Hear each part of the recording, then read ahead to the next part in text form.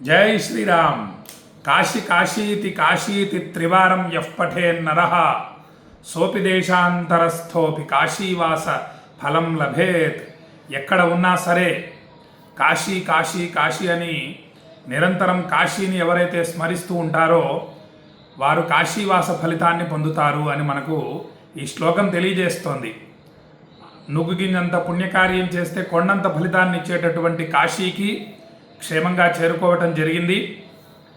ఎలా ప్రయాగకు వెళ్ళి అక్కడ త్రివేణి సంగమ జలాన్ని తీసుకొని చాలా జాగ్రత్తగా కాశీకి చేర్చుకోవడం జరిగింది. గంగమ్మ తల్లిని గంగా యమున సరస్వతి నదీ జలాలు విశ్వనాథ లింగానికి అభిషేకం చేయటం చాలా విశేష ఫలప్రదం.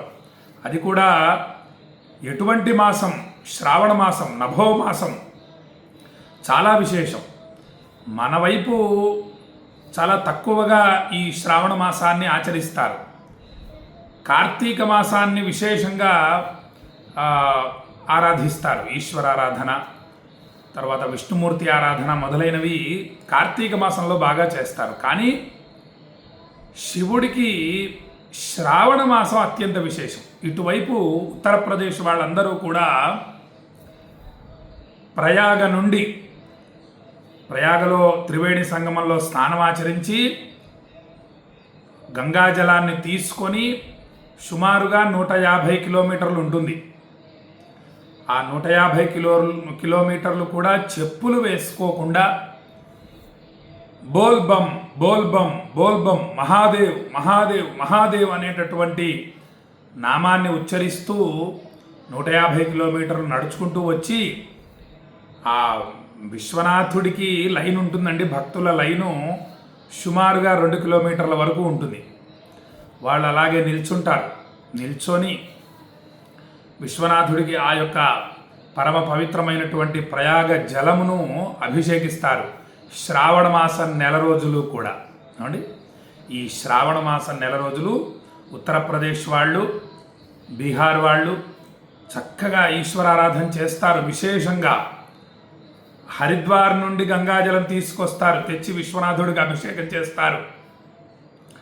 మొత్తం అంతా కూడా ప్రయాగ నుండి కాశీ వరకు ఒకవైపు రోడ్డు మొత్తం కూడా ఏమండి, సహజంగా వెళ్ళే రోడ్డు ఒకటి ఉంటుంది, వచ్చే రోడ్డు ఒకటి ఉంటుంది కదా.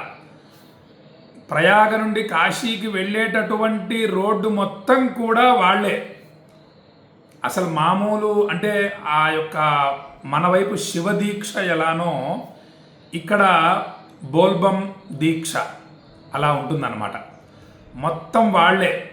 ఆ శివ దీక్ష స్వీకరించినటువంటి వాళ్ళు మాత్రమే ఆ యొక్క రోడ్డంతా వాళ్ళదే. మొత్తం కాశీ వరకు 150 కిలోమీటర్లు. ఇక మిగిలిన వాళ్ళు అంటే దీక్షను స్వీకరించినటువంటి వాళ్ళు, కార్లు, బైకులు అందరూ కూడా కాశీ నుండి ప్రయాగకు వచ్చేటటువంటి రోడ్డుని మాత్రమే ఉపయోగించుకోవాలి, వెళ్ళటం రావటం మొత్తం కూడా అంటే. ఇక వాళ్ళు కాళ్ళకి మరి 150 కిలోమీటర్లు కదండి, రక్తాలు వచ్చేస్తూ ఉంటాయి. చెప్పులు వేసుకోకుండా మధ్యలో అనేక ఏర్పాట్లు చేస్తారు ఉత్తరప్రదేశ్ ప్రభుత్వం వాళ్ళు అంటే. భోజనాలు, వైద్య సదుపాయం అన్నీ ఉచితమే వాళ్ళకి, ఆ శివభక్తులకి. ఆ కాళ్ళు మొత్తం కూడా రక్తసిక్తమై ఉంటాయి. అలాగే నడుచుకుంటూ వస్తారు మహానుభావులు, వచ్చి విశ్వనాథుడికి అభిషేకం చేస్తారు. అటువంటి శ్రావణ మాసం చాలా విశేషమైనటువంటి మాసంలో రేపటి నుంచి భక్తుల గోత్రనామాలతో నెల రోజుల పాటు కాశీ విశ్వనాథ జ్యోతిర్లింగానికి అభిషేకము, విశాలాక్షి అమ్మవారికి, అన్నపూర్ణాదేవికి కుంకుమార్చనలు, కాలభైరవుడికి, మృత్యుంజయ స్వామికి పూజలు, ఇవి రేపటి నుంచి చేయబోతున్నాము. మీరందరూ కూడా మీ మనస్సులను విశ్వనాథుడి మీద లగ్నం చేసి ఉంచండి. ప్రతిరోజు కూడా మీకు కాశీ గురించి అనేక అద్భుతమైన విషయాలు కాలభైరవ స్వామివారి అనుగ్రహంతో తెలియజేస్తూ వస్తాను. సాయంత్రం పూట వీడియో పంపిస్తాను, ఉదయం పూట స్వామివారిది ఏదన్నా ఒక ఫోటో పంపిస్తూ ఉంటాను. మీరందరూ కూడా మనస్సులు లగ్నం చేసి ఉంచండి అని భక్తులకు తెలియజేస్తూ, ఇక ఈరోజు శ్రావణ మాసంలో విశేషమైనటువంటి తిథులు ఏమేమి వస్తున్నాయి, వారాలు ఏమిటి అనేటటువంటి విషయాన్ని మనం తెలుసుకుందాం. శ్రావణ మాసం నభోమాసం. అసలు సంస్కృతంలో పిలిచేటటువంటి పేరేమిటయా అంటే నభోమాసం. ఇక శ్రావణ మాసంలో ఈశ్వరారాధన చాలా విశేషం. ప్రధానంగా మనం శ్రావణ మాసంలో చూసుకోవాల్సింది ఏమిటయా అంటే సోమవారాలు ఎన్ని వస్తున్నాయని చూసుకోవాలి.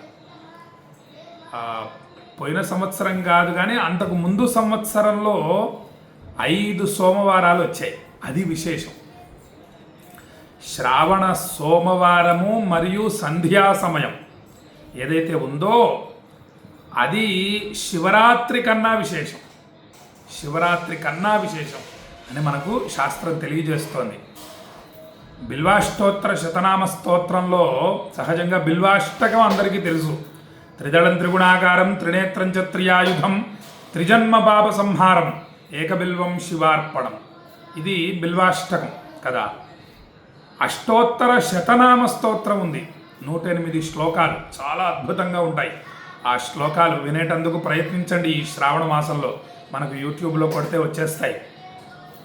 అందులో మనకు ఈ శ్రావణ సోమవారాల మహిమ ఏ విధంగా తెలియజేస్తున్నారంటే మాఘకృష్ణ చతుర్దశ్యాం. ఏమండి? మాఘకృష్ణ చతుర్దశ్యాం పూజార్థంచ జగద్గురో దుర్లభం సర్వదేవానాం ఏకబిల్వం శివార్పణం. మాఘమాసంలో కృష్ణపక్షంలో వచ్చేటటువంటి చతుర్దశి ఏదైతే ఉందో అది అత్యంత దుర్లభమైంది మహాశివరాత్రి కదండి. మహాశివరాత్రి చాలా విశేషమైంది శివారాధనకి, స్వామి అనుగ్రహాన్ని పొందడం కోసం మనం. ఇక తత్రాపి దుర్లభం మన్యే అంటే దానికన్నా మాఘమాసంలో వచ్చేటటువంటి శివరాత్రి కన్నా నభోమాసేందువాసరే. నభోమాసం అంటే శ్రావణ మాసం, అందులో ఇందువాసరం అంటే సోమవారం. నభోమాసేందువాసరే ప్రదోషకాలే పూజాయాం ఏకబిల్వం శివార్పణం. శ్రావణ మాసంలో సోమవారము విశేషం, అందులో సంధ్యా సమయం ప్రదోష సమయం చాలా విశేషం. తత్రాపి దుర్లభం మన్యే. శివరాత్రి కన్నా విశేషం ఆ సమయం, ప్రదోష సమయం. కాబట్టి శ్రావణ సోమవారాలు 4 కూడా మహాశివరాత్రి కన్నా విశేషమైనవి. ఇక మనకు ఒకే నెలలో మహాశివరాత్రితో సమానం అనుకుందాం. 5 మహాశివరాత్రులు వస్తాయి. 4 శ్రావణ సోమవారాలు, 1 మాస శివరాత్రి. మనకు గడిచిన సంవత్సరంలో 5 శ్రావణ సోమవారాలు వచ్చాయి. ఏమిటి ఆ సోమవారాల విశేషం అంటే ఆ రోజు మనం శివరాత్రి రోజు ఒక్కసారి కాశీ విశ్వనాథాయ నమః అంటే 1,000,000 సార్లు, అంటే అక్షయం 1,000,000 సార్లు జపం చేసినటువంటి ఫలితం లభిస్తుంది. ఆ పుణ్య ఫలితం ఏం చేస్తుంది? కష్టాలన్నిటినీ కూడా తొలగిస్తుంది. కాబట్టి అంత విశేషమైంది శ్రావణ సోమవారం. ఆ శ్రావణ సోమవారాలు మనకు ఈసారి 4 వస్తున్నాయి. 5వది మాస శివరాత్రి. కాబట్టి మనకు మొత్తం 5 మహాశివరాత్రులు ఒకే నెలలో రావటం ఎంత విశేషం. శివభక్తులు మరి వదులుకుంటారా మహాశివరాత్రిని? వదులుకోకూడదు. ఎందుకంటే 1,000,000 సార్లు జపం చేయటం అంటే ఎన్ని సంవత్సరాలు పడుతుందండి? విశ్వనాథుడి నామం కానివ్వండి, హరహర మహాదేవ నామం కానివ్వండి, ఏదైనా సరే ఒక శివనామం జపించడానికి 1,000,000 సార్లు అంటే సుమారుగా 10 సంవత్సరాలు ఇంకా ఎక్కువే కూడా పట్టవచ్చు. అటువంటిది కేవలం ఒక 108 సార్లు జపించడం ఎంత తేలిక శ్రావణ సోమవారం రోజు. అలా జపించడం వల్ల 108 కోట్ల జపం చేసిన ఫలితం వస్తుంది కదా. కాబట్టి ఈసారి మనకు శ్రావణ సోమవారాలు 4 వస్తున్నాయి. 1 మాస శివరాత్రి. ఇక ఈసారి శ్రావణ శుక్రవారాలు 5 వస్తున్నాయి. ఇవన్నీ మనం చూసుకోవాలండి. విశేషమైనటువంటి పర్వదినాలు ఎప్పుడెప్పుడు వస్తున్నాయి అని జాగ్రత్తగా గమనిస్తూ ఉండాలి. ఇప్పుడు మనకు శ్రావణ మాసంలో 5 శుక్రవారాలు వస్తున్నాయి. ఏం చేయాలి? కనకధారా స్తోత్రం. సంపత్కరాణి సకలేంద్రియ నందనాని సామ్రాజ్యదాన విభవాని సరోరుహాక్షి త్వద్వందనాని దురితాహరణోద్యతాని మామేవ మాతరనిశం కలయంతు మాన్యే. చాలా విశేషమైంది, మహాశక్తివంతమైంది కనకధారా స్తోత్రం మన గురుగారు ఆదిశంకరాచార్య స్వామివారు అందించారు. కాబట్టి ఈసారి 5 శుక్రవారాలు వస్తున్నాయి. కనకధారా స్తోత్ర పారాయణను శ్రావణ శుక్రవారములలో ఆడవాళ్ళు మగవాళ్ళు అందరూ కూడా యథాశక్తిగా కనీసం ఒక 11 సార్లు పారాయణ చేసేటందుకు ప్రయత్నించండి. అష్టైశ్వర్య ప్రాప్తి కలుగుతుంది. సమస్త రుణ బాధలు కూడా తీరిపోతాయి. మహాలక్ష్మి అమ్మవారి కృప మీ మీద వర్షిస్తుంది. ఇక పౌర్ణమి రోజు శుక్రవారం వస్తుంది. శుక్రవారం రోజు పౌర్ణమి వస్తుంది. అదొకటి చాలా విశేషం. కాబట్టి ఆ శ్రావణ పౌర్ణమి రోజు ఇక్కడ కాశీలో రుద్రహోమాలు మొదలైనవి చేస్తూ ఉండడం జరుగుతుంది. మీరు చక్కగా కనకధారా స్తోత్రం లేదా కాశీ విశాలాక్షి దేవి అయిన మహా అనే నామ జపం చేస్తూ ఉండండి.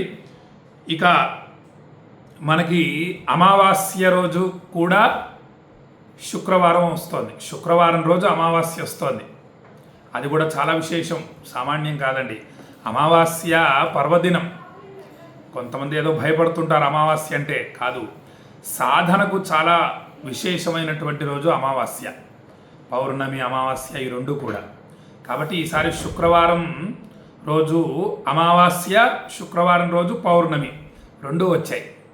కాబట్టి చాలా విశేషం. జాగ్రత్తగా మహాలక్ష్మి అమ్మవారిని ఆరాధిద్దాం. మనం అందరం కూడా అష్టైశ్వర్యాలను పొందుదాము అని భక్తులకు తెలియజేస్తూ ఇవి ఈ విధంగా శ్రావణ మాసంలో వచ్చేటటువంటి విశేషమైనటువంటి రోజులు అని భక్తులకు తెలియజేస్తూ రేపు ఇంకొన్ని అద్భుతమైన విషయాలు తెలియజేస్తాను అని భక్తులకు తెలియజేస్తూ కాశీ నుండి ఆశీర్వదిస్తూ సెలవు తీసుకుంటున్నాను. ఈ వీడియోని చక్కగా మీ బంధుమిత్రులందరికీ షేర్ చేయండి అని కోరుతూ జై శ్రీరామ్. విశ్వనాథాయ మంగళం, విశ్వనాథాయ మంగళం, విశ్వనాథాయ మంగళం. కాలభైరవ స్వామికి జై.